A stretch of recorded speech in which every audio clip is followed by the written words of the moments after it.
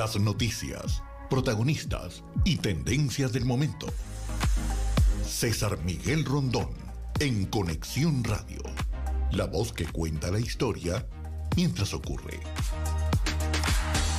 Muy buenos días, son las 9 de la mañana de este martes 18 de abril del año 2023. En este momento usted está sintonizando en Conexión Radio por Éxito 107.1 FM, la emisora del sur de Miami, Territorio Éxitos. Usted también nos puede escuchar en donde quiera que se encuentre, acá en Estados Unidos, o en cualquier otra parte, ¿verdad? En su teléfono celular, si tiene la aplicación Actualidad Media Group. Esa aplicación usted la puede descargar gratuitamente. Y si entra en www.exito107.com, además de escucharnos, nos puede ver. Muy buenos días. Recibo el saludo de María Alicia Sifontes, quien agradece sus palabras en mis 95 años desde Caracas. ¿Cómo no? Me honra que usted a sus 95 años nos dedique la mañana para escucharnos. Nelly Gil, buen bendecido día para todos. Guillermo Lozada saluda desde Johns Creek, en Georgia. Enrique Romero, en la Zulita, Mérida, en la Mérida venezolana. Café en mano, Nancy Teresa Herrera, desde Valencia, en Venezuela. Estrella Suárez en Ciudad de México, Carlos Cuevas en Filadelfia, Ana Gersoni, buenos días, María Isabel Vargas en Tennessee, Chere Ramos, por supuesto, en Caracas, Guillermo Triana en Humboldt, José Luis Palacios en Temuco, Chile. Hoy nos vamos a ocupar de Chile. Muchísimas gracias por reportar la sintonía de En Conexión Radio. En Conexión Radio es una producción de Floralicia Anzola para Éxito 107.1 FM. Buenos días, Floralicia. Buenos días, César, y a toda la audiencia. Que tengan un feliz día hoy. Laura Rodríguez está en la producción general. Buenos días, Laura. Buenos días a todos. Mariel Sofía Rodríguez en Madrid en la producción informativa. Buenos días, Mariel Sofía. Hola, muy buenos días desde Madrid a todos nuestros oyentes, a toda la gente que está en el estudio. Aquí una mañana muy primaveral. Esperamos que el programa de hoy les guste muchísimo, especialmente a todas las personas que siguen el béisbol, a los fanáticos de los Yankees. Seguro les va a gustar mucho este programa. Se me adelantó Mariel Sofía. Jesús Carreño está en la edición y montaje. Daniel Patiño en los controles. Buenos días, Daniel. Buenos días, César. Buenos días, equipo. Y ante el micrófono, quien tiene el gusto de hablarles, César Miguel Rondón. Hoy, 18 de abril, es el día de Santa Ancia. Ancia con Z, no ansia de ansiedad. Santa Antusa de Constantinopla. Felicitaciones a las Antusas. Y Santa Atanasia de Egina. Atanasia vale para Atanasio también. Bien, felicitaciones a todos. En el calendario astrológico de Enrico Mariani, para el día de hoy tenemos a la luna menguando en Aries. La luna de Aries es la luna de la rapidez, la energía, es la luna de los retos, es la luna para competir. Es la luna, advierten aquí que es muy fácil pelear o discutir con esta luna, así que tenga cuidado. Es una magnífica luna para, como decía, para competir. Advierten que es una buena luna, por ejemplo, para iniciar una dieta para adelgazar y excelente para tomar decisiones sobre la marcha. Como vaya viniendo, vamos viendo, como decía aquel personaje Eudomar. Luna menguante en Aries, Sol en Aries, cuando nos amanece este 18 de abril del año 2023. Para el día de hoy vamos a tener una agenda por demás interesante. Vamos a conversar con Sebastián Navarraez sobre el programa que hizo Diosdado Cabello, donde mostró a los principales torturadores de la DGCIM. Estaban allí sentados, al parecer fueron llevados sin su conocimiento para que salieran en el programa y les pudimos verles las caras a los torturadores y torturadoras, porque también hay mujeres. lo interesante es que por lo general estas personas nunca dan el nombre, siempre tienen un alias, pero los que han sido víctimas ya los pueden reconocer. ¿Por qué Diosdado Cabello hizo eso? Eso lo vamos a conversar con Sebastiana Barraez. En Nueva York vamos a conversar con Ronen Suark. Gustavo Petro comenzó su visita a Estados Unidos participando en un foro indígena en Naciones Unidas y empezó a hablar de la crisis climática. Luego irá a Washington para tener una visita ya de Estado con el presidente Biden. Hablaremos de esta gira con Suark. Después iremos a Santiago de Chile para conversar con Jorge Gómez Arizmendi. Por el aumento de la violencia y crímenes en Chile, Gabriel Boric lanza un nuevo plan de seguridad. Y vamos a conversar con Primitivo Olvera en Ciudad de México. La última de López Obrador. Espionaje de Estados Unidos en México. López Obrador arremetió ayer contra lo que describió como el espionaje y la intromisión de Estados Unidos en México, días después de que fiscales estadounidenses anunciaron cargos contra 28 miembros del cártel de Sinaloa por tráfico de fentanilo hacia Estados Unidos. López Obrador insinuó que el caso había sido elaborado con información recopilada por agentes estadounidenses en México, y entonces López Obrador se pone patriota y dice no puede haber extranjeros y menos gringos en México. En fin. Y nuestro foro de hoy está muy interesante. Hace 100 años ya se inauguró Yankee Stadium en el Bronx, allá en Nueva York. Vamos a aprovechar esa fecha emblemática para venir al presente. 100 años después estamos inaugurando una temporada de béisbol con nuevas reglas que cambian de manera importante el juego. Así que vamos a hablar de aquel viejo béisbol y del nuevo con nuestro compañero Fernando Arriaza y Efraín Sabarce, también un destacado periodista deportivo. Esa será nuestra agenda para el día de hoy. Cuando repasamos las efemérides de este día, tengo que en el 18 de abril del año 1480 nació nada menos que Lucrecia Borgia, la hija de Rodrigo Borgia, o Rodrigo Borja, que terminó siendo papa. Y Lucrecia Borgia pues forma parte de toda esa leyenda de la familia Borgia, familia que consideraron la primera mafia, tanto que Mario Puzo hizo un libro sobre los Borgia después de haber escrito en ficción La familia Corleone. 18 de abril de 1506, el Papa Julio II coloca la primera piedra de la Basílica de San Pedro de Roma, que reemplazará a la original ordenada construir por el emperador romano Constantino, y esa basílica es la que existe hoy día. Había una película llamada La agonía y el éxtasis, donde el Papa Julio II, representado por Rex Harrison, conminaba a Miguel Ángel Buonarroti, representado por Charlton Heston, a que terminase de pintar el techo de la Capilla Sixtina. Siguiendo con temas religiosos, el 18 de abril de 1521 es el segundo día del juicio a Martín Lutero en la asamblea de la Dieta de Worms. Lutero rechaza retractarse de sus manifestaciones aún a riesgo de ser excomulgado. El 18 de abril de 1877, Thomas Alva Edison presentó su invento para grabar sonido, el fonógrafo. Hoy está cumpliendo años Nelson Bocaranda, 78 años. Está aquí en la efemérides. Feliz cumpleaños, Nelson. El 18 de abril de 1954, el coronel Gamal Abdel Nasser toma el poder en Egipto y se nombra primer ministro. Después cerraría el canal de Suez. El 18 de abril de 1955 falleció Albert Einstein.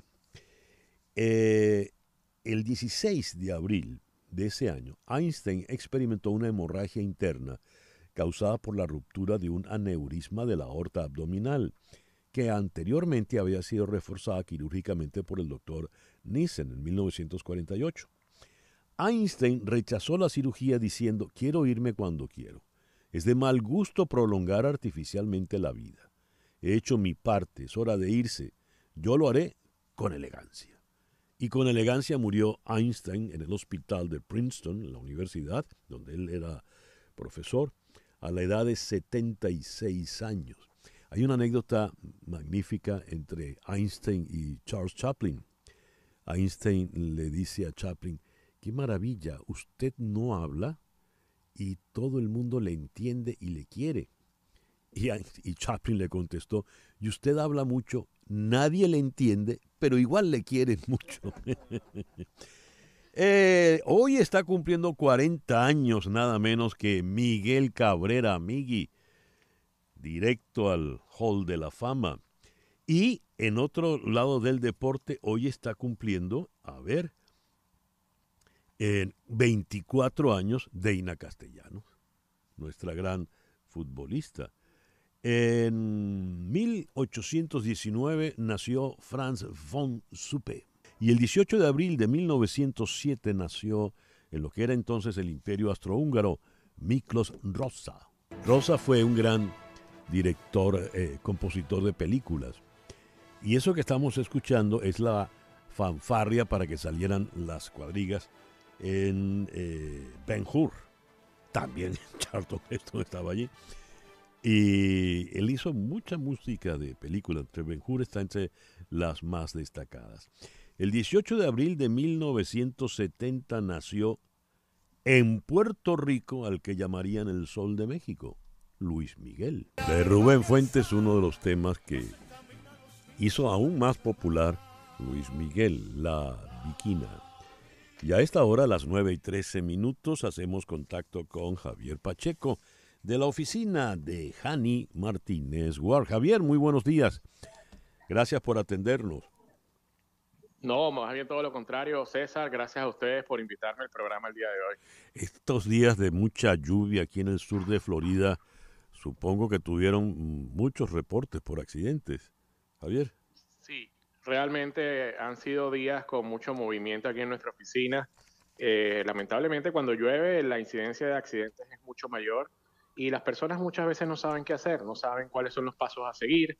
Las personas cometen errores, llaman a la compañía de seguro pensando que la compañía de seguro les va a ayudar y eso es un error. Nosotros como abogados de accidentes representamos a personas que han sido víctimas de accidentes, que lamentablemente han estado en esa situación y los ayudamos no solo con el arreglo del carro, que es un derecho que hay, que la compañía de seguro del culpable te arregle tu vehículo, sino también para que la persona pueda recibir tratamiento médico si tiene lesiones y reclamar una compensación económica. Esa compensación económica no es otra cosa que un dinero que la persona puede recibir si fue víctima de un accidente y por todo este proceso las personas no nos tienen que pagar nada. Nosotros ayudamos a la persona en todo el proceso y cobramos solo si ganamos alguna compensación para ellos. ¿Y si no ganan, Javier? Si no ganamos, no cobramos, la persona tampoco queda con ninguna deuda. Cuando decimos si no ganamos es en los casos donde la persona no tiene seguro, donde no hay coberturas a donde podamos reclamar y en esos casos lamentablemente no hay ningún dinero que se recupere. Nosotros como cobramos del dinero que recuperemos de compensación, si no hay compensación no cobramos nada. Lo importante es llamar porque la ley de la Florida establece solo 14 días para iniciar un reclamo y estos días son continuos. Entonces ese es el mensaje que les quiero transmitir el día de hoy. Eso de si no ganan, pero van a ganar el caso, porque usted tiene esa garantía con Hani Martínez Ward. El teléfono, anótelo y guárdelo allí en su celular. 855-DOLOR55. Repito, 855-DOLOR55, que equivale a 855-365-6755.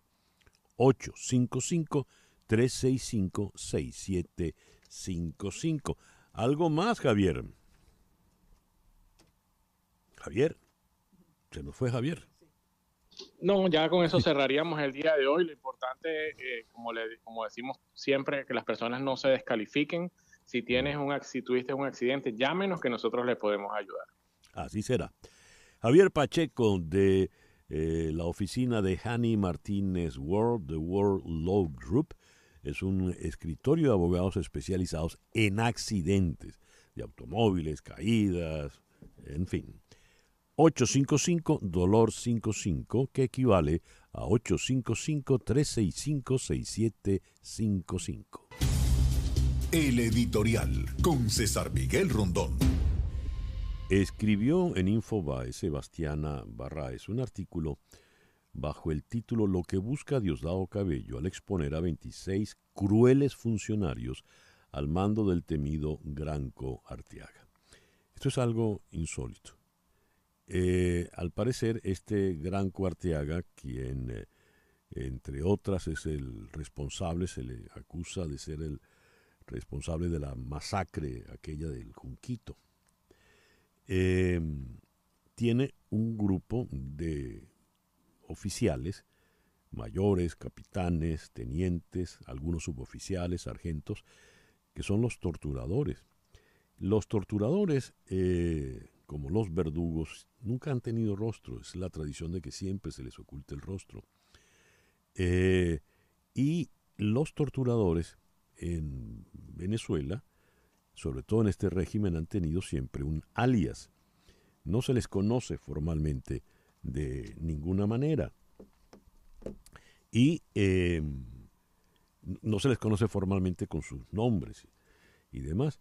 De forma tal de que cuando Cabello los lleva al programa de televisión y ellos tienen que, al él decir el nombre, levantarse, alzar el puño y gritar Chávez sigue, Chávez vive, la revolución sigue, en fin, la consigna que ellos griten, los está exponiendo. Entonces los torturados los pueden señalar, sí, ese fue el que hizo esto y lo otro. Esos testimonios los pone, los escribe Sebastiana en el reportaje en Infobae, y tenemos las fotografías de estos individuos. Entonces uno se imagina a estos mayores, coroneles, tenientes coroneles, que han hecho desmanes y todo tipo de desastres. La pregunta que me viene es, 26 torturadores solo al mando de Granco Arteaga. ¿Cuántas personas han torturado? ¿Cuántas personas tienen en su espectro la cruel dictadura de Nicolás Maduro para tener tantos torturadores? Porque si Granco tiene al menos 26, al menos porque puede tener muchos más torturadores, de hecho algunos de los más feroces no se presentaron porque olieron o pillaron que algo se tramaba a Cabello, este régimen ha torturado muchísimo, muchísimo más de lo que sospechamos. Ahora vamos a conversar con Sebastiana y a preguntarle realmente cuáles son estas intenciones de Cabello, cuál es el juego de poder que hay dentro de la DGCIN. Pero todo esto quizá hay que verlo en esa maraña donde viene una razzia en PDVSA por cripto y las acusaciones de corrupción, después de la CBG, cartones de Venezuela, caen empresarios, caen militares, caen militantes del PSUV, caen diputados. Y Cabello exhibe a los torturadores de la DGCIN, que en definitiva, atención, este dato es importantísimo, el comandante de la DGCIN, el que está encima de todo esto, asumiríamos pues, y eso lo dijo el Comité de Naciones Unidas, la línea de mando en la DGCIN parte del general Iván Hernández Dala. Y el general Iván Hernández Dala es el jefe de la Casa Militar, es decir, el batallón que cuida al señor Maduro. El despacho, la oficina del general Hernández Dala está al lado de la oficina de Nicolás Maduro en el Palacio de Miraflores. 2 y 2 son 4, creo, ¿no? Todavía. Son las 9:20 de la mañana. Una pequeña pausa y al regreso venimos entonces con la información de Estados Unidos, Venezuela, Cuba, América Latina y el mundo. Continuamos en breve con César Miguel Rondón en Conexión Radio por Éxitos 107.1 FM. Escuchas a César Miguel Rondón en Conexión Radio. 9:25 de la mañana. Noticias de Estados Unidos. con César Miguel Rondón en Conexión Radio. El speaker Kevin McCarthy viajó a Nueva York para entregar un mensaje al presidente Biden desde la bolsa. Acuerde con los conservadores recortar el gasto federal y la deuda, o las consecuencias económicas de un estancamiento continuo vendrán. Hablando desde la bolsa de valores, el speaker culpó al presidente Biden por la inacción, reiterando su voluntad de negociar, aunque él y su partido rechazaron aumentar el límite de deuda de la nación de 31 billones de dólares sin condiciones legislativas y quieren que cualquier nuevo límite de deuda expire a mediados del año de las elecciones presidenciales, es decir, el año entrante. Por su parte, el líder de la mayoría del Senado, Chuck Schumer, criticó la propuesta del presidente de la Cámara de Representantes de extender el techo de la deuda de la nación hasta mayo del 2024, calificó esto de una idea terrible, dejando en claro que los demócratas no quieren volver a debatir el tema antes de las próximas elecciones. A menos que se llegue a un acuerdo sorpresa, Fox News y Dominion Voting Systems están listos para luchar en un tribunal de Delaware a partir de hoy, en uno de los casos de difamación contra una empresa de medios más observados en décadas. El resultado del caso, que se deriva de la cobertura de la red de las elecciones de 2020 y las afirmaciones falsas de Donald Trump de que el fraude electoral le impidió un segundo mandato, es ampliamente visto como un momento que sienta un precedente para la ley de difamación, según escriben Dominic Mastrangelo y Zach en The Hill. Dominion busca 1.6 mil millones de dólares alegando que Fox transmitió a sabiendas información falsa sobre el software de la compañía. El gobernador Ron DeSantis presentó ayer una propuesta para anular los esfuerzos de Disney por restringir que el Estado tome control sobre el desarrollo futuro en el parque temático de Orlando. DeSantis expresó interés en desarrollar terrenos cerca de Disney World para un parque estatal o una prisión. La conferencia sobre control de armas, desarme y no proliferación de armas de destrucción masiva de la Alianza Atlántica se inicia hoy en Washington con la intervención del secretario general de la OTAN, Jens Stoltenberg, y la subsecretaria de Estado, Wendy Sherman. 9:28 de la mañana. Lo que ocurre en Venezuela con César Miguel Rondón en Conexión Radio. Organizaciones de la diáspora venezolana solicitan a la Comisión Nacional de Primarias crear una comisión electoral para el voto en el exterior. También piden levantar un padrón electoral paralelo al del Consejo Nacional Electoral. Se estima que cerca de 5 millones de venezolanos se encuentran fuera del país y requieren inscribirse o actualizar sus datos en el registro electoral para poder ejercer su derecho al voto. Pero el CNE solo reconoce a 107.067 votantes en el exterior. En la propuesta proponen crear un registro electoral en línea. Se espera que la Comisión Nacional de Primaria despeje dudas sobre el mecanismo el próximo jueves 20 al abrir la Comisión Nacional. Y ya que hicimos nuestro comentario electoral sobre el polémico e interesantísimo artículo de Sebastiana Barraez en Infobae, lo que busca Diosdado Cabello al exponer a 26 crueles funcionarios al mando del temido Gran Cuartiaga, llamamos entonces a Sebastiana para conversar con ella. Sebastiana, muy buenos días. Muchísimas gracias por atendernos. Buenos días, César Miguel. Un abrazo. Gracias a ti. Sebastiana, 26 crueles torturadores, como les defines, fueron expuestos en un programa de televisión. Se levantaron, alzaron el puño, juraron lealtad a Chávez, a la revolución, en fin. ¿Por qué Diosdado Cabello hizo esto? Bueno, César Miguel, lo primero que debo decirte es que no son 26.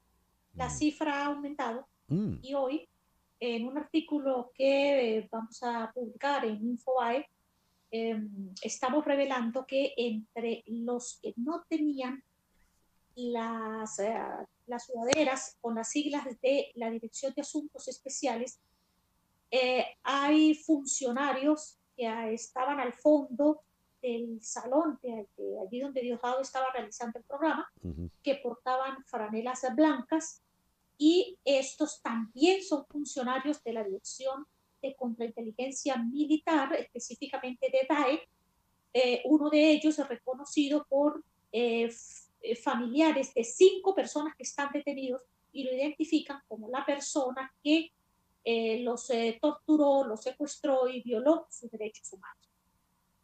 Una vez hecho esta precisión, me voy a tu pregunta exacta. A ver, Diosdado Cabello siempre ha querido manejar la Dirección de Contrainteligencia Militar, no solamente por el significado que tiene, sino por el poder que esta institución representa. Anteriormente tenía bastante acceso en época en que el general Carvajal Barrios era director de inteligencia militar. Ya con la llegada de Nicolás Maduro y con él, el mayor general Hernández Dala, pues todos los funcionarios que estaban en la Dirección de Contrainteligencia, que respondían al general Carvajal Barrios, al que llaman el Bollo Carvajal, pues fueron sustituidos, fueron sacados de los cargos o fueron dados en procesos de jubilación. Y entró una nueva etapa. Esta etapa que hemos tenido en los últimos años, etapa en la que Diosdado Cabello no ha podido tener control y casi ningún acceso a la Dirección de Inteligencia Militar. ¿Qué es lo que ha sucedido en los últimos días? Que sencillamente quien está ejecutando el plan contra Tarek El Aissami, por supuesto, ordenado desde la alta esfera del Ejecutivo Nacional, es Diosdado Cabello, a través de la Policía Nacional contra la Corrupción, que maneja el SEBIN, y que, como sabemos, pues el jefe del SEBIN, general González López, pues responde a órdenes de Diosdado Cabello desde hace muchos años. ¿Qué es lo que pareciese haber sucedido aquí en este caso?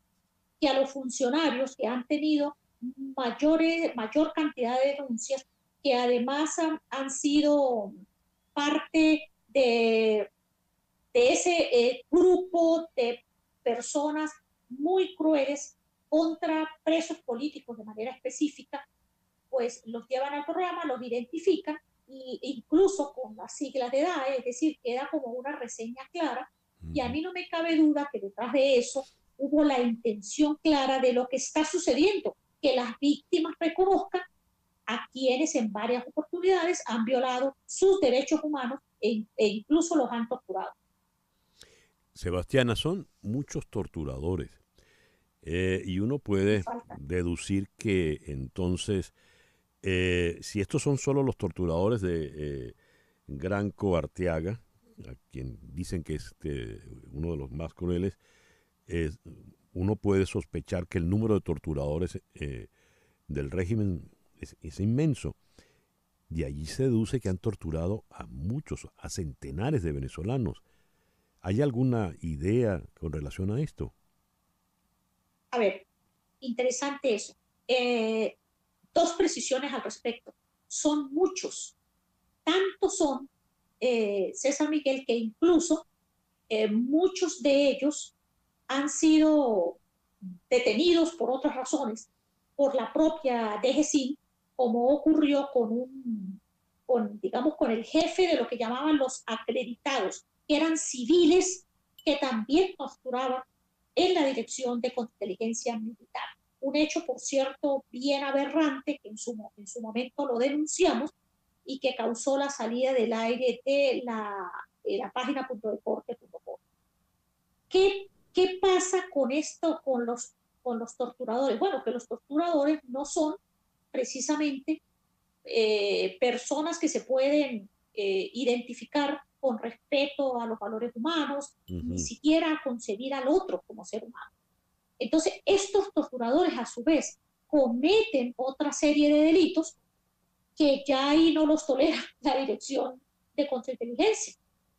Por ejemplo, muchos de ellos pues han cometido que si atracos, robos, que si han permitido la fuga de algún detenido por razones económicas, extorsionan por su lado, digamos, de manera individual, cometen otros delitos. Entonces muchos han salido, no han regresado nuevamente a la DECI, otros sí lo han hecho, pero un elemento que yo creo que al venezolano le debe quedar muy claro y que en su momento, César Miguel, yo lo dije en alguno de tus programas, y ese que aquí había el mito de que los torturadores eran cubanos.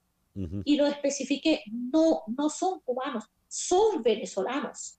Y los torturadores son venezolanos, muchos de ellos son militares.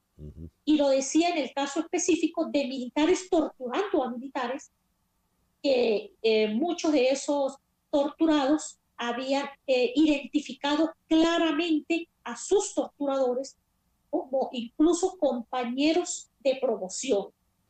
Según... Qué duro decir esto, pero es así. Esto habla de unos niveles de odio internos inmensos.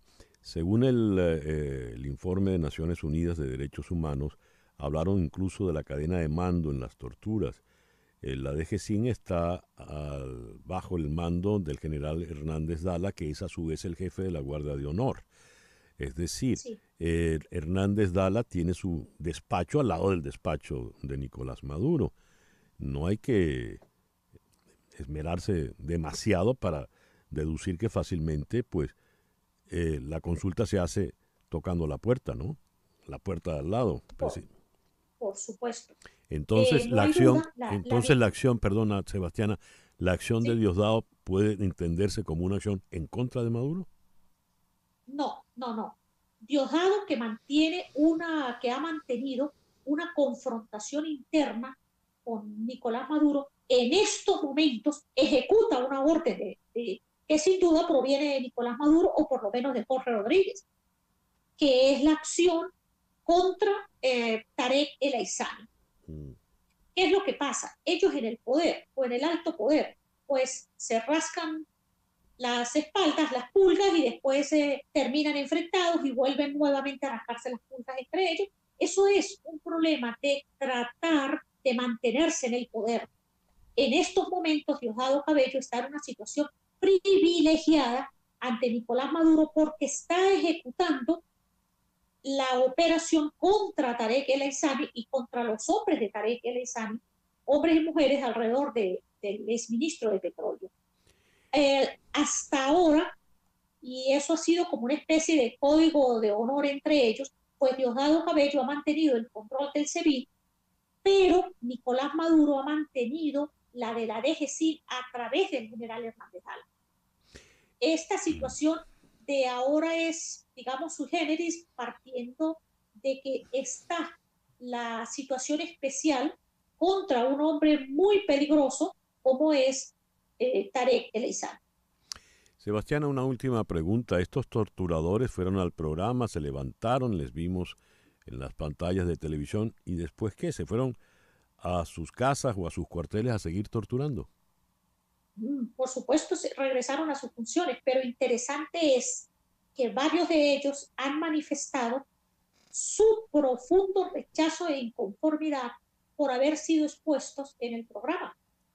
Muchos de ellos que hasta ahora siempre habían tratado de mantenerse de bajo perfil, se modificaban relativamente su apariencia con uno u otro cambio, pues en este caso están claramente identificados con nombre y apellido y fotografía. Solamente uno de ellos, si observamos entre los 26, no se quitó la mascarilla del rostro. Sí. Todos los demás, pues, se vieron precisados a hacerlo. Algunos estaban allí, digamos, conformes y sin pensar en lo que significa esta guerra que hay interna dentro del chavismo y dentro de la revolución por cupos de poder, tratando de sacar ahora a Tarek El Aissami del juego y quedarse menos contrincantes sobre el ring de boxeo que es el poder en Venezuela. El capitán Keishmer Abel Gómez Mata fue el que no se quitó la mascarilla. Sí. Sebastiana, muchísimas gracias por estos minutos en esta mañana. A ti, César Miguel, y a tu audiencia, un abrazo. Sebastiana Barraez ha hablado desde un sitio sin identificar por razones de seguridad. Bien, está un análisis, en fin, a lo que hay que atenerse en esto. Dios. Son las 9:41. Hoy hemos tenido que cambiar la dinámica. La entrevista con Sebastiana se llevó el tiempo necesario. Al regreso venimos entonces con nuestro foro, #NuevoBéisbol. Son las 9:41. En un momento regresamos con César Miguel Rondón en Conexión Radio por Éxitos 107.1 FM. Bien, vamos a nuestro foro en la mañana de hoy. Quiero dar #NuevoBéisbol. Quiero darle la bienvenida al estudio. Este programa ya se va a terminar llamando en Conexión Radio. Fernando Arriaza entrevista a César Miguel Rondón. Bienvenido, don Fernando. Para mí un placer, un orgullo y un gusto estar de nuevo aquí contigo, César Miguel. Muy bien. En la línea telefónica desde Caracas, no, en la línea telefónica no, en el Zoom, está otro buen amigo, gran cronista del béisbol, Efraín Sabarce. Efraín, saludos. Hola, César Miguel, buenos días. Fernando, saludos, Efraín. Se oye entrecortado. Hay un pequeño delay. ¿Por qué hablar del béisbol? El 18 de abril de 1923, es decir, hace exactamente 100 años, se inauguró el Yankee Stadium en Nueva York, la casa que, como se decía, construyó Babe Ruth, porque en el juego inaugural, que vieron 74.200 personas, la multitud más grande en un juego de béisbol hasta ese momento, Babe Ruth conectó el primer home run en el estadio y se impusieron los Yankees 4-1 sobre los Medias Rojas. Detalle que no se puede pasar por alto. Bien, vamos a aprovechar esa efeméride tan importante. 100 años del Yankee Stadium, que después fue renovado en 1973 y ya en este milenio, en este nuevo siglo, se construyó otro completamente distinto. Yo pude, en los tiempos en que viví en Nueva York, pude ir mucho al viejo estadio ya remodelado, y para los que disfrutamos béisbol en ese estadio, el nuevo resulta bastante antipático, honestamente. Pero en fin, no hablemos de eso. El detalle está en que 100 años después estamos comenzando una temporada de béisbol con un nuevo paquete de reglas que para muchos, sobre todo los más ortodoxos, es otro béisbol ya del que estamos hablando. Me gustaría comenzar contigo, Fernando, ya que eres el decano, de qué significa este nuevo patrón de reglas, y tú coincides en que es un nuevo béisbol o es el mismo de antes remodelado. Mientras haya 3 outs, 3 strikes y haya que darle la pelotica blanca y atraparla con el guante y el que haga más carreras gane, va a seguir siendo el mismo béisbol. En su esencia creo que no cambia, que mantiene su formato, pero sí hay unas adaptaciones y unos cambios que realmente considero significativos este año. La entrada del control de tiempo entre lanzamientos, digamos que va contra natura de la esencia del juego, que no depende del tiempo. Pero si uno mira detenidamente, todavía un juego de béisbol podría durar para siempre, como decía Herb Caen, el cronista del San Francisco Chronicle. Todavía. O sea, todavía no depende del tiempo. Lo que depende del tiempo ahora es la dinámica entre lanzamientos. Y eso hace más rápido el juego, que se desarrolle de una manera un poco más acelerada, y por eso estamos viendo juegos que constantemente duran 2 horas 10 minutos, 2 horas 15 minutos, 2 horas 30 minutos, 2 horas 30 y pico en promedio. Y eso es un cambio significativo en ese afán de MLB de atrapar a nuevos aficionados sin descuidar al consumidor centenario del béisbol que generación en generación ha traspasado desde los abuelos a los nietos, a los bisnietos, esa pasión y ese amor por el béisbol. En promedio, ¿cuánto duraban los juegos antes de este cronómetro? Poco más de 3 horas. 3 horas 5 minutos un año, 3 horas 6 otro, 3 horas 7. No habían logrado doblegar las 3 horas. Y vaya, introdujeron adefesios como lo del corredor en segunda, que es para los extra innings. El extra inning igual es un juego que en esencia es emocionante. Entonces, el tema era cómo acortar un poco los juegos de 9 innings. Y creo que sí, que encontraron la fórmula con el control de tiempo entre lanzamientos, 20 segundos sin gente en base, 20 segundos con gente en base, 15 segundos sin gente en base. Hablaba Fernando Arriaza. ¿Tú qué piensas, Efraín Sabarce? ¿Es un nuevo béisbol? ¿Es el mismo de siempre? ¿Qué opinas? En esencia, para mí es el mismo béisbol de siempre, César Miguel. El asunto acá es que esto se ha adaptado a las nuevas audiencias.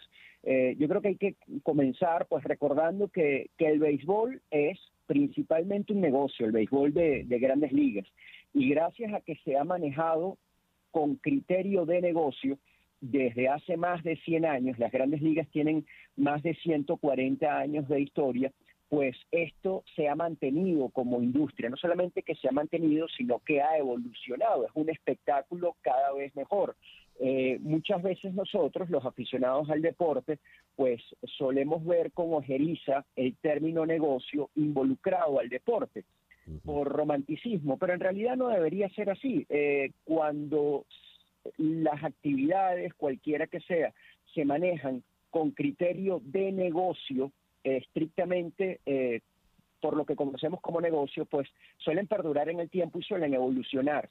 Las grandes ligas desde hace algunos años habían visto con preocupación cómo las audiencias más jóvenes preferían invertir su tiempo libre en otras actividades propias de la industria del entretenimiento, que es cada vez más competitiva y que poco tiene que ver la industria del entretenimiento de hoy, 2022, con la de hace 30, 40, 50 años atrás. Yo crecí siendo aficionado al béisbol en los años 80, yo nací en 1976, y en los años 80 no había internet. Yo en Venezuela la única manera que tenía de enterarme del béisbol de las grandes ligas era a través de la prensa, a través de la radio, a través de la televisión, con los juegos que transmitían semanalmente los fines de semana, Venevisión y, por ejemplo, Venezolana de Televisión. Ahora no, ahora cualquier joven de 12 años con acceso a Internet y un teléfono inteligente puede no solamente ver juegos de béisbol, puede ver lo que quiera, películas, series, en fin. Y en ese mercado compite MLB. Estas audiencias más jóvenes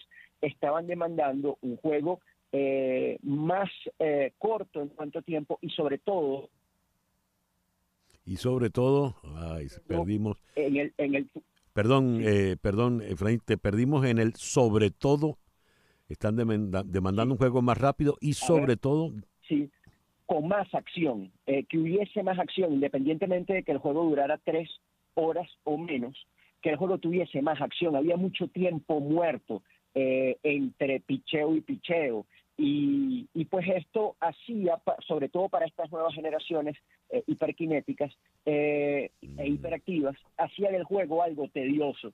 Y MLB ya no está pensando en César Miguel Rondón, en Fernando Arreaza, en Efraín Sabarce, quienes se enamoraron del juego hace muchas décadas atrás y que van a seguir viendo béisbol. MLB está pensando en las personas que tienen hoy 15, 10, 5 años, que dentro de 5, 10, 15, 20 años tendrán la independencia económica suficiente para ellos, de forma independiente, pues escoger entre una gran variedad de espectáculos en qué invertir su dinero y su tiempo en los momentos de ocio. Esto simplemente obedece a un criterio de negocio pensando en esta industria dentro de 5, 10, 15, 20 años. Hablaba de Efraín Sabarce. Me pareció muy interesante, excepto esa parte que dice el MLB no piensa ni en Fernando ni en mí. Bueno, está bien, no piensen en nosotros. Muy interesante lo que dice Efraín. Ahora, en relación a la acción, voy a contarles una anécdota. Hace ya muchos años, un chileno que llegó a Venezuela en los años 70, huyendo de la dictadura de Pinochet, y se quedó en Venezuela, se aclimató en Venezuela, se hizo muy aficionado al béisbol que veía en televisión. Y la primera vez que fue al estadio universitario, lo llevamos Sergio Gómez, padre, y yo. Y de repente ocurrió una jugada sencilla, un rolling por tercera, había hombre en segunda, y se produjo un doble play muy rápido, sumamente rápido, y el chileno no se dio cuenta de lo que pasó. Claro, estaba acostumbrado a verlo en televisión, donde tienes varias cámaras y tienes un replay inmediato. En el universitario no había nada de eso, y el béisbol, cuando llega a la acción, es una acción trepidante, es rápida, porque el béisbol está hecho precisamente muy cerebral para que ocurra ese tipo de momentos. Ahora, ¿dónde se forma el joven que le gusta el béisbol? No es precisamente viéndolo, ¿no?, sino jugándolo. Y creo que aquí todavía es un deporte que se practica mucho. Sé que se está practicando mucho el fútbol, que aquí llaman soccer, pero ¿qué ocurre con esas nuevas generaciones, Fernando? Sí, nada más trepidante que un triple con 2 en las bases. Sí. Una acción más explosiva que esa. Realmente el béisbol tiene instantes de suprema acción. O un out en la goma con un lanzamiento desde los jardines, por ejemplo. Sí, donde hay exhibición de distintos talentos y distintas destrezas. Sí, hay muchas maneras de enamorarse del béisbol. El muchacho sí está en el colegio. Te lo digo por experiencia personal. Yo me enamoré del béisbol porque mis hermanos veían béisbol. Yo soy el menor de 4 hermanos, y mis hermanos veían béisbol. Mi hermano mayor me llevó por primera vez al universitario, donde no había la pizarra gigante y había que estar muy pendiente de la acción del juego, porque sí, uno en televisión ve la repetición y la veía desde que era muchacho, y viéndolo en persona era totalmente distinto. Perderse un instante de acción era perderse, no tener la oportunidad de verlo en absoluto. Entonces, ir al estadio era toda una experiencia y era una manera de afianzar aquel gusto de niño que yo estaba pues sintiendo ya por el juego. Y luego ese mismo hermano, mi hermano mayor Eduardo, me lleva al Yankee Stadium, que cumple 100 años hoy, y bueno, y Reggie Jackson venía de dar caramba. Mr. October, en el 77. En el 77, los honrones contra Charlie Hough y Burt Hutton y Elías Sosa, 3 picheos ante 3 lanzadores distintos ante el primer envío, y cuando me llevo a ver al Yankee Stadium, en el primer turno Reggie Jackson da un doble, y termino de enamorarme del juego y de los Yankees también, valga la confesión. Entonces, es un poco esa experiencia personal de alguien que me introdujo en el juego porque él lo veía y que fue la fórmula para yo enamorarme del juego. Pero sí, uno se pone hoy un poco, veo a mis hijos, y mis hijos ven al Real Madrid y ven a la Champions y ven tantas opciones, como decía Efraín, que captar la atención de ese muchacho con el béisbol, en el entendido del negocio que es el béisbol, bueno, tiene que buscar fórmulas. Al final lo que va a captar es un Shohei Ohtani haciendo maravillas, o un Mike Trout, o un Bryce Harper. La calidad del juego, el triple trepidante, la acción tremenda, un picheo de 9 innings de 3 hits, esos héroes que construyen leyendas, y esas leyendas que invitan a enamorarse del juego. Más allá que MLB busque fórmulas, que las está buscando y es muy válido, creo que lo que va a terminar de enamorar al muchacho que está en primaria o en bachillerato es o mirar por televisión algo que le captó y le llamó la atención, o ir al estadio. Hoy día que ofrecen la pantalla gigante, y si te pierdes la jugada en vivo, después la puedes ver en las tremendas pantallas que hay en cada estadio. Hay una oferta mucho más novedosa, y creo que esa es la vía. Leo aquí mensajes. Johnny Vermolen, la voz de Arriaza nos transporta a ese ambiente familiar, hogareño, viendo las Olimpiadas, los partidos de béisbol, de fútbol, y siempre con seriedad, profesionalismo y hasta con sentido del humor. Caramba, muchas gracias. Le agradezco mucho el mensaje. Muy bien. Ahora, vamos a ponernos en el contexto. La temporada de béisbol es larga, es la más larga de todas, son 6 meses. Sí. Se juega todos los días porque es un deporte que lo permite. El soccer, el fútbol no es así, y el fútbol americano, una vez a la semana, del rigor que exige. La temporada de fútbol americano es muy, muy corta, la de basquetbol también es corta, por hablar de deportes populares, y la del béisbol se da el lujo de aguantar 6 meses, 120 y tantos, en fin, un número inmenso de juegos. Ahora, en ese contexto, y ya que Efraín lo definió muy bien, esto es un negocio y hay que entender por qué funciona así. Yo recuerdo Dave López, aquel segunda base de los Dodgers, cuando los jugadores, el juego de las estrellas, dejaron de elegirlo los cronistas y pasó al público, y le preguntaron a López, que era López no con Z sino con S, dijo, no, bueno, si esto es un negocio, si la gente quiere que vote, bueno, que vote la gente. Y en fin, pero entendiendo eso, es una competencia entre el béisbol y los otros deportes de lo que estamos hablando en este momento. Dejo la pregunta en el aire y abordamos el tema al regreso, por favor. Estamos hablando de #Nuevo Béisbol con Efraín Sabarce en Caracas y con don Fernando Arriaza acá en el estudio. 10 en punto de la mañana, esto es En Conexión Radio. En un momento regresamos con César Miguel Rondón en Conexión Radio por Éxitos 107.1 FM. Las noticias de este momento en Conexión Radio. ¿Y cuáles son las noticias en este momento, Flor Alicia? Bueno, César Miguel, el presidente de Rusia, Vladimir Putin, visitó hoy puestos de mando de las fuerzas del Kremlin que combaten en Ucrania en un aparente esfuerzo por alentar a sus tropas mientras la guerra se acerca a su 14º mes y Kiev se alista para una posible contraofensiva con armas occidentales. Un video distribuido por el Kremlin y emitido por la televisora estatal rusa mostró a Putin llegando en helicóptero al puesto de mando de las fuerzas del país en la provincia de Jersón, en el sur de Ucrania, y volando después al cuartel general de la Guardia Nacional Rusa en Luhansk, en el este. Vestido con traje oscuro y en una aparente demostración de autoridad, Putin pareció presidir reuniones con sus altos cargos militares. Fue el segundo viaje del mandatario en 2 meses a los territorios ocupados por Rusia en el país vecino. ¿Qué querrá decir? Bueno, que tiene poder. Exacto. Bien, gracias, Flor Alicia. Son las 16 minutos de la mañana. Retomamos nuestro foro #Nuevo Béisbol. La pregunta quedó en el aire. ¿Es acaso una competencia más allá de, como lo planteaba Efraín Sabarce?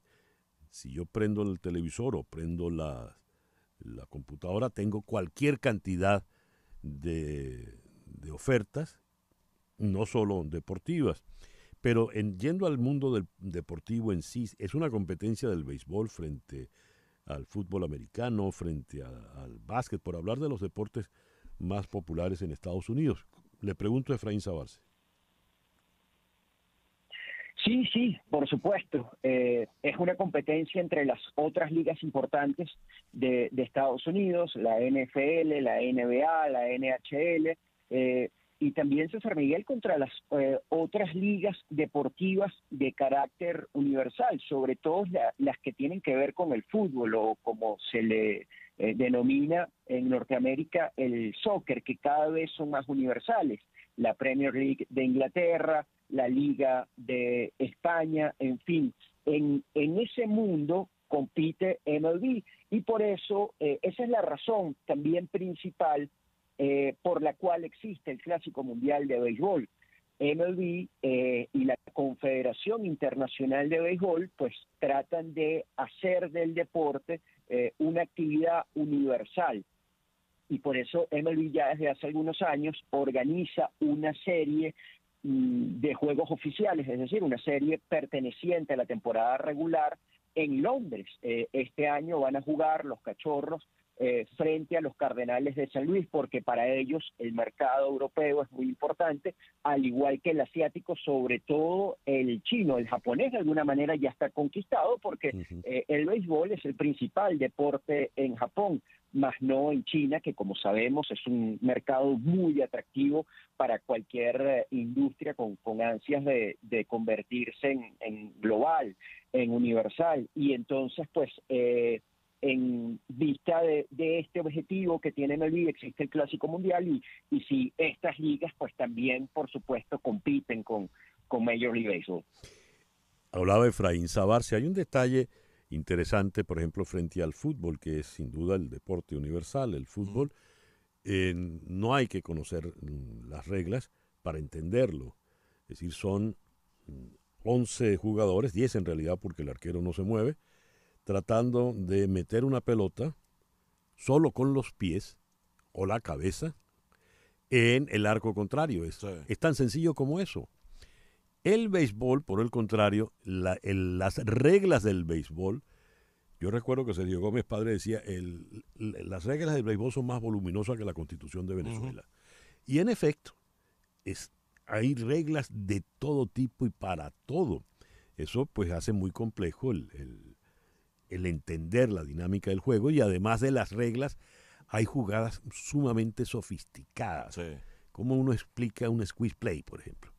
Si no estás muy metido en el juego, ¿cómo se entiende un toque de sacrificio? A ver, ya que toco este tema, ¿cuáles son esas reglas nuevas que se han implementado a partir de esta temporada y que nos tienen sentados hablando acá del nuevo béisbol? Le pregunto a Fernando Arriaza. La nueva y que marca un cambio significativo es el control de tiempo entre lanzamientos. Es una regla que realmente no sé si marca un antes y un después, pero sí una novedad y que creo llegó para quedarse en el entendido de la mejor dinámica del juego. Un buen juego puede durar 3 horas, 3 horas y media. Y a mí no me importa si dura lo que dura con tal de que sea un buen juego de béisbol. Pero si un buen juego de béisbol dura 2 horas 40 minutos, tal vez sea un mejor juego de béisbol para el gusto de uno que no tiene preferencias en el tiempo, pero el gusto de esa audiencia que está buscando captar MLB. Entonces, esta regla yo creo que llegó para quedarse y es la más significativa. 20 segundos con gente en base, 15 segundos sin gente en base, los lanzadores con esa dinámica sin pérdida de tiempo. Ya no veremos a un Mike Hargrove que, vaya, cuando era bateador le decían the human rain delay, la demora humana por lluvia, porque hacía toda clase de ceremonias y demoraba una barbaridad para ajustarse en el cajón de bateadores. Ya eso no tiene lugar. Ese tipo de cosas pintorescas que sí le dan vida y enriquecen el juego, bueno, le da paso a esta moderna dinámica del béisbol. Y luego sí, MLB ha ido para adelante y para atrás. Primero implementó el shift, dejó que hicieran el shift. Explica qué es el shift. Ok, el shift es una formación defensiva especial, de acuerdo a las tendencias del bateador, ubicar a los defensores de una manera determinada. El primer shift fue contra Ted Williams, dicho sea de paso, porque bateaba mucho hacia la banda, hacia su banda, entonces le jugaban todo el mundo hacia esa banda.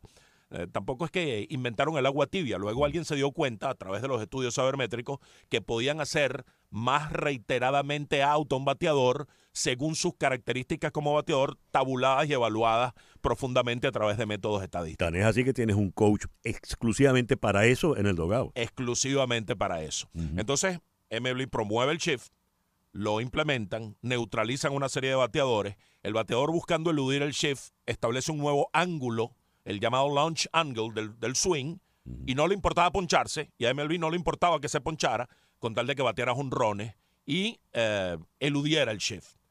¿Qué pasó? Que los ponches comenzaron a producirse de una manera excesiva, que no había jugadas en pelotas en juego, que el juego se estaba volviendo demasiado monótono, y MLB lo que había promovido ahora lo echa para atrás. No más shift. Pero obviamente el bateador tiene que reajustar su swing, el launch angle, el ángulo del swing tiene que reajustarlo porque no son máquinas, no son autómatas, son tipos de carne y hueso que tienen que ir después redescubriendo que, bueno, que poner la pelota en juego, que dar un roletazo entre primera y segunda, que dar una línea bajita también es válido para envasarse y eso es lo que busca ahora MLB. Entonces, eliminar el shift, a mí la verdad me da igual o no. Creo que lo de las bases nuevas, que es la otra modificación para este año, que parecen una caja de pizza las nuevas bases, 18 pulgadas por 15 de las anteriores, bueno, acercan las distancias hasta en 11 centímetros.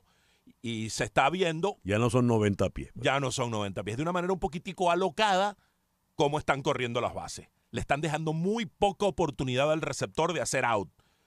Más del 90% de los corredores que están saliendo al robo están llegando. Entonces, si tú no le dejas al catcher, aún teniendo grandes facultades, un gran brazo, la rapidez con la cual suelta la pelota, la oportunidad de hacer out, estás destruyendo una habilidad y eso no es correcto. Entonces yo creo que eso tiene que tener su ajuste y su evaluación porque me parece que es demasiada ventaja para los corredores. Además, esto afecta las estadísticas, ¿no? Exactamente. No es lo bueno, mismo. si Ricky Henderson jugara hoy día, César Miguel, no, ¿cuántas bases se roba? Todas. Y yendo a esto, Efraín mencionó el clásico de béisbol. El último clásico fue particularmente emocionante, Sí. sobre todo porque hubo grandes juegos, ¿no? Se logró, comparado esta quinta edición con las anteriores, Efraín, que el clásico hiciese más popular el béisbol, más allá de sus escenarios habituales, Estados Unidos y el Caribe. A ver, yo creo que sí, al menos en cuanto a audiencia. Por ejemplo, en Japón pasó algo insólito. Para el juego de la final, más del 95% de los televisores que estaban encendidos durante el encuentro en el cual se disputó el campeonato entre Japón y Estados Unidos estaban viendo el juego.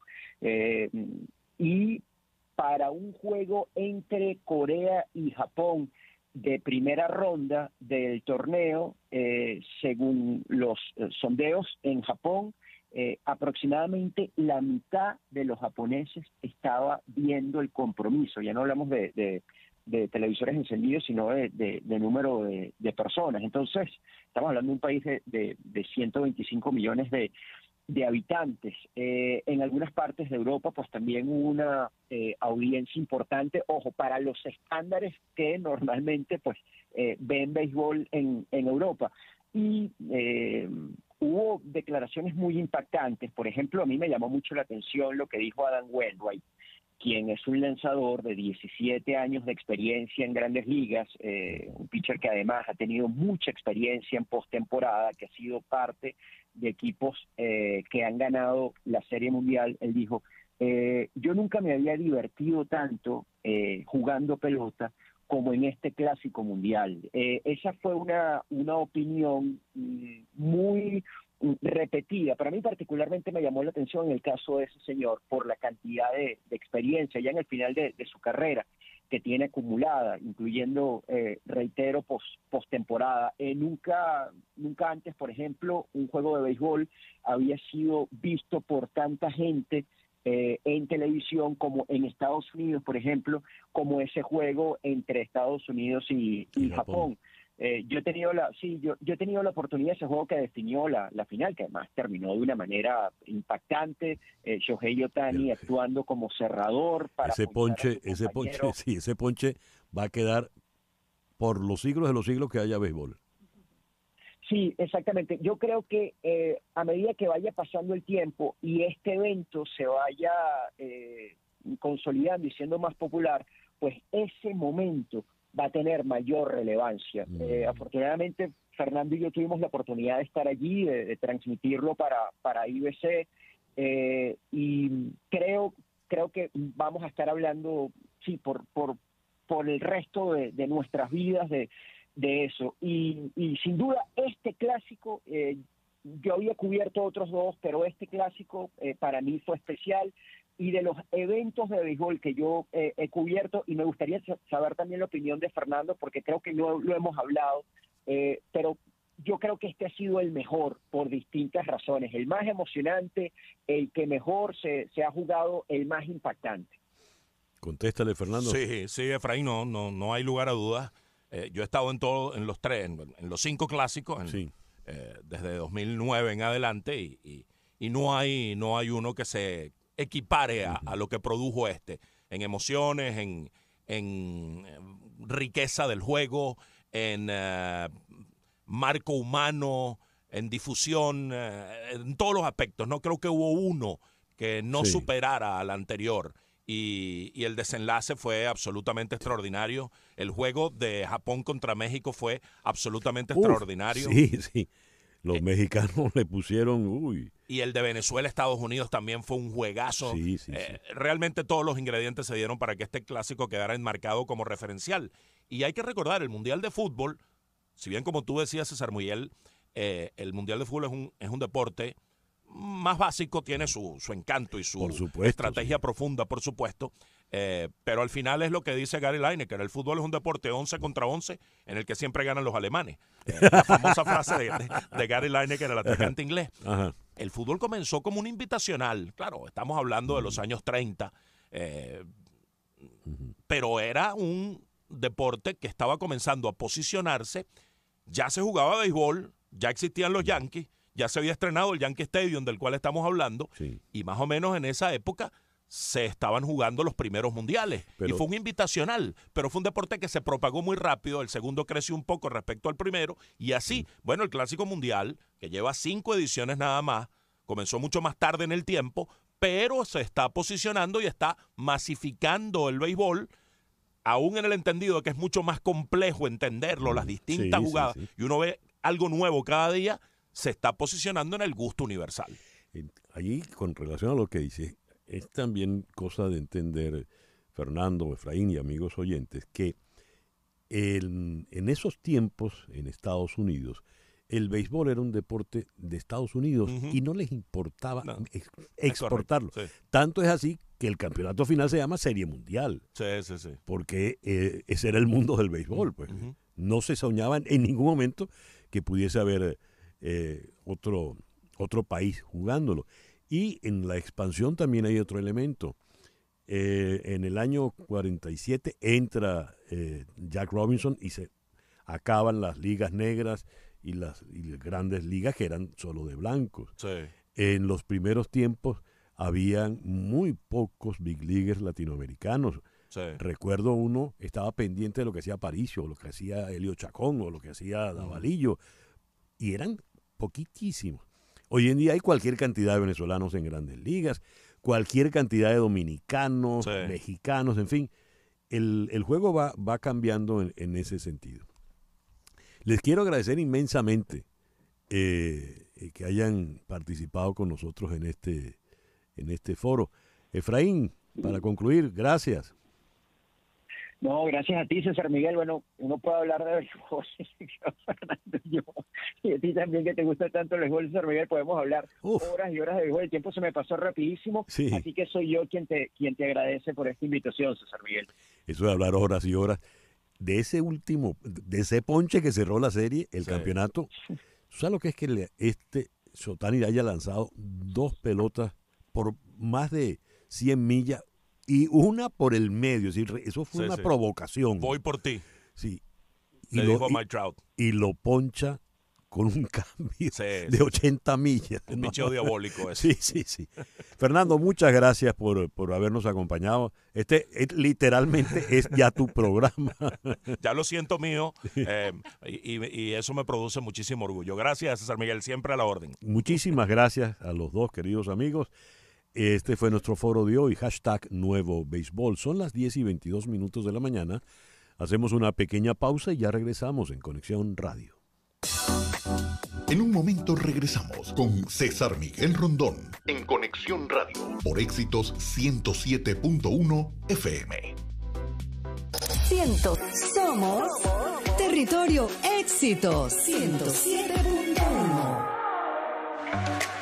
Escuchas a César Miguel Rondón en Conexión Radio. Son las 10:25 de la mañana. El presidente Gustavo Petro está en Estados Unidos, está en Nueva York. Comenzó su visita en un foro indígena de Naciones Unidas. Esto fue en el día de ayer. Y se espera que vaya a Washington a reunirse con el presidente Biden. Por lo pronto vamos a Nueva York, donde en la línea telefónica está el periodista Ronen Suárez. Ronen, muy buenos días, gracias por atendernos. Un placer como siempre, César, saludos para ti y toda la audiencia. Cuéntanos de Gustavo Petro en Nueva York. Bueno, la primera actividad, ¿no?, que tuvo que ver con esto centrado en este foro indígena, Naciones Unidas, en general los presidentes cuando llegan a justamente Nueva York tratan de hacer alguna visita, algunas veces reuniéndose con el titular, con Guterres, el titular de Naciones Unidas, y en este caso fue una cuestión de este foro que tenía que ver básicamente con esta organización de Naciones Unidas. Recordemos que la embajadora, en este caso colombiana, ante Naciones Unidas es indígena, trabaja mucho en defensa de los derechos justamente de los pueblos originarios, y a partir de esta situación es cuando habló básicamente el presidente de Colombia sobre la crisis climática, habló de lo que sucede con justamente esta situación vinculada en algún aspecto con la crisis humanitaria a través de la guerra. Bueno, parte entonces de todo lo que tiene que ver con esta situación. Y luego, claro, la importancia que le está dando Joe Biden a Latinoamérica, uno de los pocos lugares donde no hay guerra, no hay conflictos alrededor del mundo, por eso quiere centrarse, ¿no?, en esta situación. A ver, Petro, ¿cuándo se reúne con Biden? En el día de mañana es la reunión con Joe Biden, y la expectativa es, bueno, se reunió con el presidente de la Argentina, tiene mucho, César, que dialogar con respecto a la situación de América Latina, ¿no? Uno de los territorios que Estados Unidos quiere mantener una buena relación, más allá de algunas diferencias que tenga con mandatarios, porque de alguna u otra manera es quien establece la estabilidad, por lo menos de una de las zonas más importantes del mundo, ¿no?, o alrededor del mundo. Tengo entendido que el caso Venezuela será fundamental en la agenda que tienen prevista. Sí, el caso economía, básicamente también, el tema Venezuela, por supuesto, en Nicaragua siempre es un tema del cual Joe Biden está muy preocupado, un país que por supuesto siempre trae alertas a los Estados Unidos por las consecuencias que tiene de detenciones, de persecuciones, tanto a periodistas como también lo que tiene que ver con la iglesia. Bueno, distintos aspectos que por supuesto también van a ser materia de diálogo, lo que tiene que ver con las deudas de los países de Latinoamérica, la inflación, es un tema central a nivel regional, así que van a ser varios temas, que luego seguramente trascenderán algunos, como lo hace habitualmente la Casa Blanca, y otros quedarán en la privacidad de la charla de los mandatarios, ¿no? Ya lo veo. Hablando de Petro y Venezuela, Petro dijo que la idea de las negociaciones confirmó que van a darse en Bogotá el 25 de abril sin la presencia de venezolanos, pero dijo que era por una Venezuela más democrática y sin sanciones, con lo cual el presidente Petro ya se ha puesto del lado de la idea del régimen de Nicolás Maduro. Bien, estaremos muy pendientes de la gira, Ronen. Muchas gracias por atendernos en esta mañana. Siempre un placer, César. Nos volvemos a encontrar en cualquier momento. Ronen Suárez, desde la ciudad de Nueva York, 10:29 de la mañana. Contratar los servicios de un abogado de inmigración es un asunto muy serio. Establecerse legalmente en Estados Unidos requiere de trámites que debes realizar con abogados con experiencia, como es el caso de la firma Canelo Fadul Immigration. Tienen más de 55 años de experiencia combinada, abarcan todas las áreas del proceso migratorio y te van a acompañar a lo largo de todo este proceso con la mejor asesoría. Se especializan en visas de inmigrantes, no inmigrantes, visas de empleo, visas de talento, inversión, naturalización. Llama al 305-579-9218, 305-579-9218, y si dices que llamas de mi parte, la primera consulta será gratis. Canelo Fadul Immigration, reputación, confiabilidad y efectividad. El teléfono, lo repito, 305-579-9218 y el correo inmigraya@canelofadul.com. Bien, son las 10:31 de la mañana. Por el aumento de la violencia y los crímenes en Chile, el presidente Gabriel Boric lanzó un nuevo plan de seguridad. El programa se llama Calle sin Violencia y busca aumentar la dotación policial y ampliar la efectividad persecutoria en las zonas del país donde se cometen más delitos. Vamos a Santiago de Chile, allí está Jorge Gómez Arismendi. Jorge, muy buenos días, muchísimas gracias por atendernos. Buenos días, César Miguel. Saludos también a todos tus auditores. ¿Cuál es la situación de seguridad que se está viviendo en Chile en este momento? A ver, en el último mes la situación de inseguridad se ha agudizado de manera preocupante y esto tomó un cariz mucho más grave luego que en tan solo 23 días murieran 3 policías a manos de personas delincuentes usando armas de fuego. Uh-huh. 2 casos principales fueron el asesinato de la carabinera Rita Olivares en la quinta región, ¿cierto? Una zona llamada Quilpué, y luego el asesinato en Santiago del cabo Daniel Palma en un procedimiento donde hubo una balacera producto de un grupo de mafiosos que estaban cobrando arriendos por un edificio ocupado. Y eso produce un punto de inflexión. La ciudadanía reacciona muy fuertemente reclamando por la seguridad y los sectores políticos, tanto el gobierno como la oposición, también se manifiestan fuertemente en pro de restablecer la seguridad en distintos lugares, y eso con un fuerte anuncio de medidas, entre esas las de estas comunas o estas calles sin violencia que anuncia el gobierno, que implica reforzar la persecución penal de delitos graves. Uh-huh. Acá hay un tema de aumento del asesinato y se han ido haciendo visibles otro tipo de delitos que no se veían en Chile, como el sicariato, del secuestro, además de la fiscalización mucho más fuerte respecto al uso de armas y la comisión de delitos graves, y una fiscalización mayor a acciones incivilizadas como el vandalismo, la quema de bienes públicos, etcétera. Todo esto apunta a recuperar los espacios y de alguna forma frenar esta oleada de criminalidad que está afectando no solo al Gran Santiago, no solo a la capital, sino que a varias regiones del país.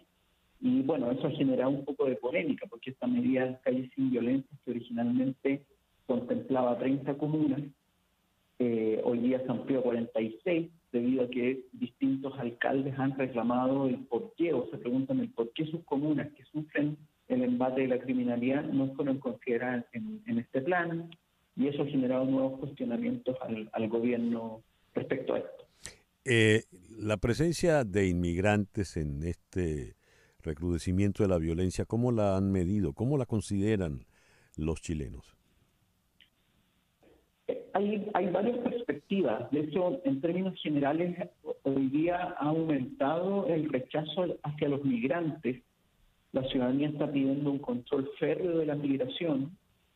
Hay un problema de inmigración ilegal e irregular grave que sobre todo está afectando a comunas y sectores de la zona norte del país, y por lo tanto la ciudadanía está exigiendo un mayor control respecto a eso, y esto se ha traducido en varias medidas. Ya hace tiempo atrás el gobierno instó a las Fuerzas Armadas a tener el control fronterizo. Ya no es solo la policía civil, en este caso, y carabineros, sino también el ejército, que está controlando el flujo migratorio. Y por otro lado, dentro de las medidas que también se anunciaron después del asesinato de este carabinero, que además fue asesinado por 3 venezolanos ilegales en el fondo, sí. Lo que se ha ordenado o se ha planteado es que cualquier extranjero que no tenga su documentación, ya sea de su país de origen o la documentación chilena, va a ser apresado, y por lo tanto va a pasar a control de identidad, y lo que eso implicaría una prisión preventiva eventualmente. Eso ha generado una discusión porque se habla del tema de cómo resguardar los derechos de estas personas, pero en general la opinión pública está apoyando todas estas medidas porque se considera que el factor migratorio también ha agudizado el problema de criminalidad. Acá se han detectado bandas de extranjeros, no solo con el tema de trata de personas, sino también por ejemplo, se toman terrenos y luego los están vendiendo, se toman edificios y luego los arriendan, y por lo tanto hay un problema de esa índole que la ciudadanía en general lo ve como un factor que ha traído la migración. Pero hay una discusión ahí abierta en ese sentido. Jorge, muchas gracias por estos minutos en la mañana de hoy. Gracias a ustedes, César Miguel. Muchos saludos a todos por allá. Jorge Gómez Arismendi desde Santiago de Chile. Son las 10:37. Floralicia ha estado siguiendo las incidencias del juicio en Delaware por el caso de Dominion Voting System versus Fox News. ¿Qué nos puedes contar, Floralicia? Sí, César, he estado siguiendo a Scott MacFarlane, que es corresponsal de la CBS, que está presente allí. Dice que la sala del tribunal, que es aproximadamente del tamaño de la cafetería de una escuela intermedia, está llena. Aproximadamente 200 personas, en su mayoría periodistas, sin teléfonos móviles, solo con computadoras portátiles, como les fue solicitado, para evitar que el juicio sea difundido en vivo o televisado. El juez ha estimado que este será un juicio de 6 semanas. Aconsejó a los abogados hace algunos momentos, advirtiendo que será diligente para mantenerse al día y cumplir con el cronograma. Si se hacen objeciones prolongadas, dice, saldrán de su tiempo. El juez Eric Davis advierte de esta manera a los abogados. Habrá 12 miembros del jurado y 12 miembros alternos.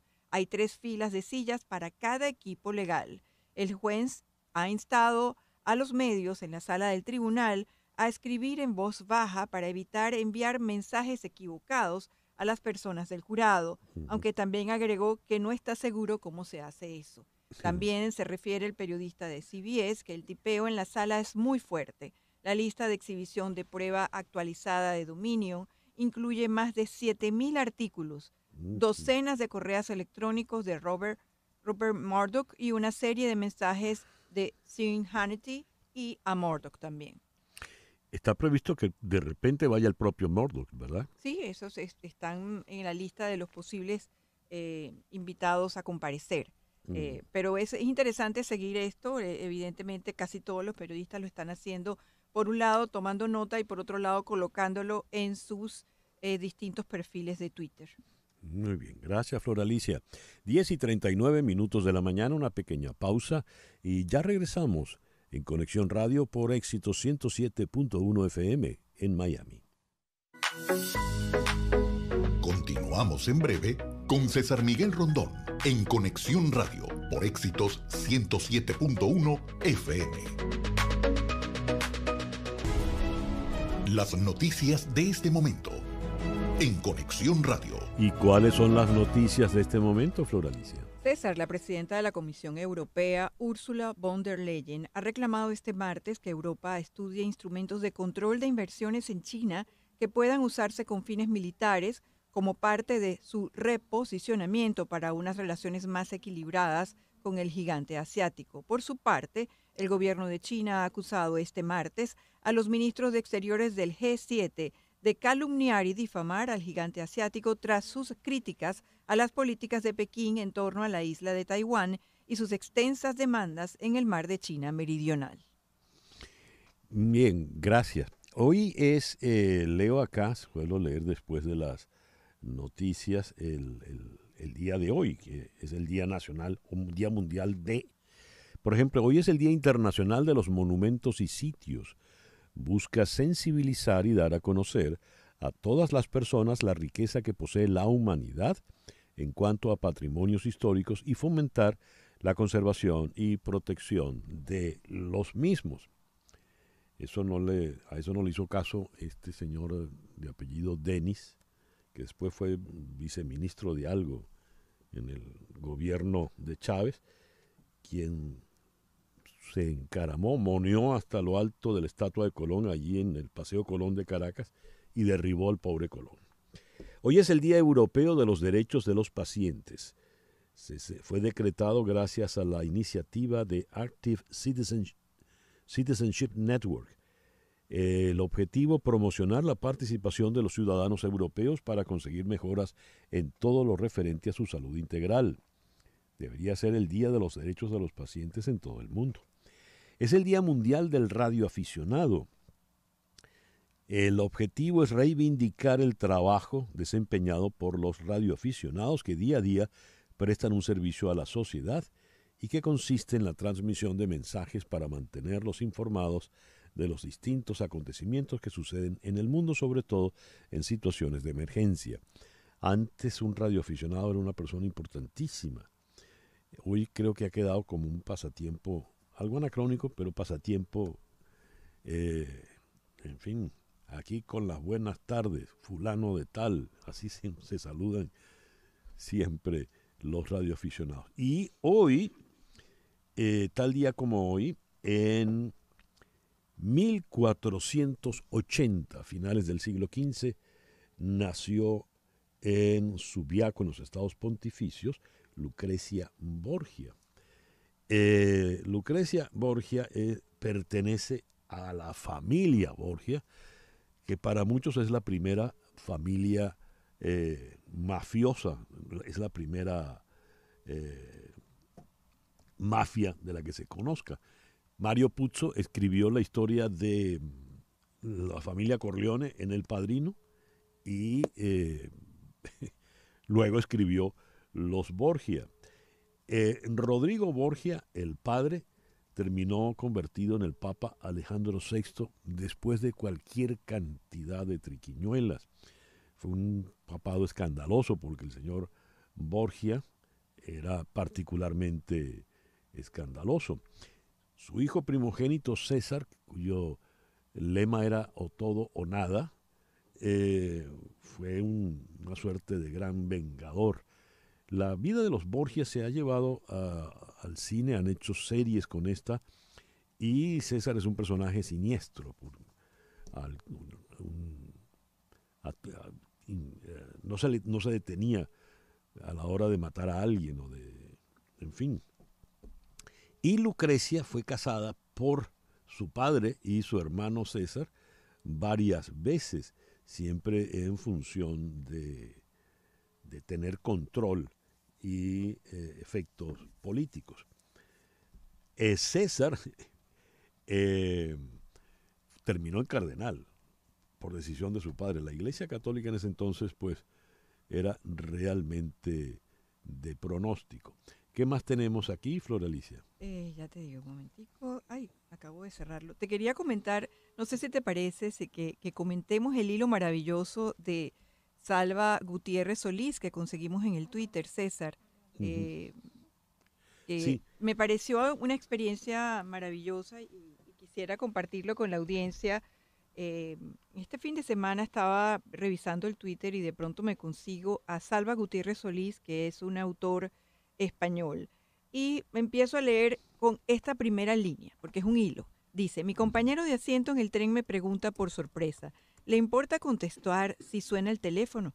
Durante unos segundos no sé qué responder, por lo que insiste: por favor, me haría un gran favor, necesito ir al baño, espero una llamada importante y no tengo batería. Ese tuit viene acompañado de una imagen a toda prisa del tren, en donde se ve a través de la ventana el movimiento. Después de ese Twitter, por supuesto, la historia continúa. Y pasa de todo en ese tren. Continúala. Sí, dice: me muestra el móvil conectado al cargador. ¿Qué digo si llaman? Le pregunto, desconcertado por la extraña petición. Que llame en 5 minutos, me responde y se levanta. Vale, acepto, nada convencido. Al pasar a mi lado descubro que le falta un dedo de la mano derecha, el meñique. Otra imagen del paisaje que podemos ver desde la ventana del tren. Sigue Salva Gutiérrez Solís en su Twitter. Veo cómo recorre el pasillo en dirección al aseo. Nada más perderlo de vista, agarro el móvil y lo coloco sobre mi pierna. Compruebo que el cable de carga esté bien colocado. Por un momento tengo la tentación de tocar la pantalla y ver si hay alguna notificación. No lo hago. Imagen del teléfono fotografiando al otro teléfono que le han dejado. Salva Gutiérrez sigue en el Twitter. Vibra el móvil que me ha dejado el compañero de asiento. Acaba de recibir un mensaje de WhatsApp que me da tiempo de leer antes de que se oscurezca la pantalla. Vagón 6, asiento 14A. Compruebo que estoy en el vagón 6, plaza 8C, y no me cuesta encontrar el asiento 14A. Está cerca. Aparece la imagen, coche 6. Salva Gutiérrez dice, continúa con esta historia del Twitter. La plaza está ocupada por un hombre moreno y chaqueta azul, unos asientos adelante. Teclea en su ordenador portátil. Todo normal. Recibe el teléfono, otro mensaje. Te quedan 12 minutos. Aunque no entiendo nada, mi mirada se dirige hacia el ocupante de la plaza 14A. Viene acompañado de la imagen de parte del asiento del 14A que se puede apreciar en el Twitter. Continúa, descubro que en la parte superior de una maleta cuelga una etiqueta donde probablemente aparezca su nombre. Miro hacia el fondo del pasillo. Mi compañero de asiento sigue sin aparecer. Quiero imaginar que ha aprovechado para ir a la cafetería. Imagen de los lugares donde se colocan las maletas. Así continúa en el próximo tuit. La mujer que tengo al otro lado, la 8B, se dirige al aseo. Desde la distancia la veo entrar. En 3 minutos regresa. Voy a la cafetería. Al pasar junto al 14A, trato de ver la cara de su ocupante, pero está agachado. Creo haber visto algo escrito en la etiqueta de la maleta. La historia continúa y hay una imagen de la etiqueta que vemos cómo él trata de fotografiarla. La historia continúa y es larga. No, continúala, ya va a terminar. Bueno, viene otro tuit. Cuando paso por el aseo, compruebo que no hay nadie en el interior. Comienzo a recorrer el vagón 7 en dirección a la cafetería, situado en el 8. Camino despacio queriendo encontrar a mi compañero de asiento. Cabe la posibilidad de que se haya encontrado con alguien. Foto de ese camino que él está pasando de un vagón a otro, se ve claramente.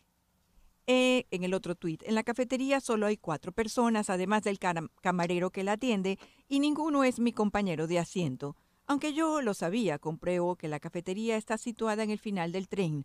No hay más vagones después. De regreso a mi plaza, camino más despacio. Vemos un video de la zona por la que transita el tren. Próximo tuit. Sigo buscando a mi compañero de asiento en el trayecto. Miro uno a uno los pasajeros. Confío en reconocerle cuando lo vea, si es que lo encuentro, porque la verdad es que apenas recuerdo su cara. Moreno, más bien delgado, muy corto el pelo, antes de entrar en mi vagón.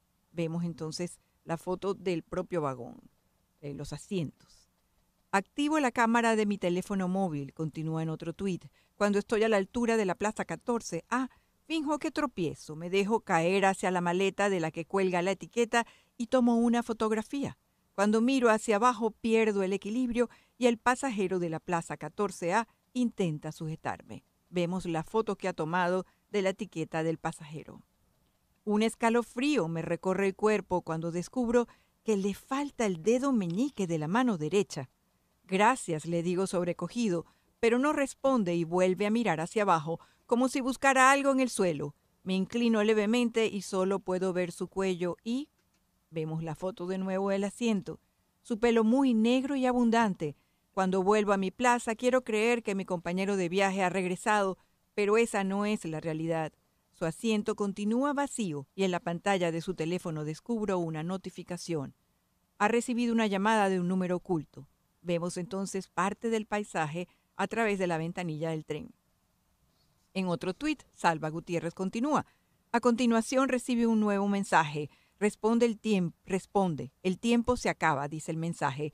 La ansiedad se apodera de mí, tal vez por no tener idea de lo que sucede.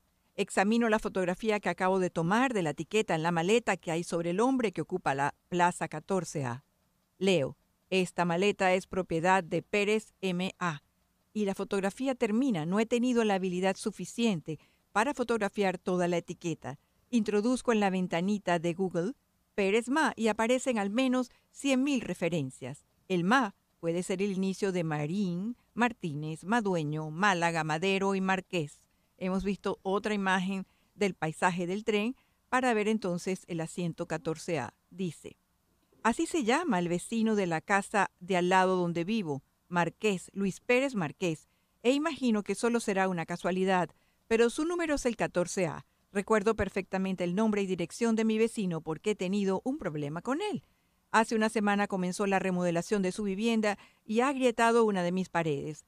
Cuando fui a decirle lo que sucedía, no me recibió. Me habló a través del portero automático. No he podido ser yo, se limitó a responder. Venga a verlo, insistí. La grieta aumentó de tamaño en mi pared y fui de nuevo a su casa y respondió del mismo modo. Muy enfadado, le dije que iba a llamar a la policía si no me atendía y me dijo de nuevo a través del portero automático que hiciera lo que me diera la gana. Y seguimos viendo las imágenes del tren pasando. Por la ventana, mientras hablaba con los policías, se giró y pude ver su cara de ojos rasgados y nariz muy afilada y el mismo pelo negro y abundante del ocupante del 14A. Tras unos minutos en el interior de su casa, los agentes se marcharon. Un rato después, un policía me llamó. Todo en regla. Y eso mismo dijeron las otras veces que he llamado a la policía, porque la grieta de la pared ha crecido. Vibra el teléfono de nuevo. Otro mensaje. Solo tú puedes impedir que el tren estalle. Leo varias veces la frase porque no me la termino de creer.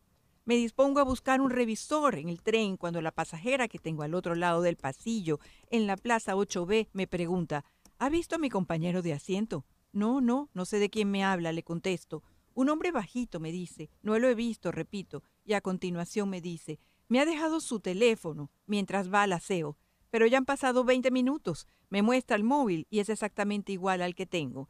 ¿Y ha recibido algún mensaje?, le pregunto. Sí, pero solo he visto uno que dice, todo lo que necesitas para impedirlo está en la mochila. La historia continúa, pero el tiempo se nos acaba.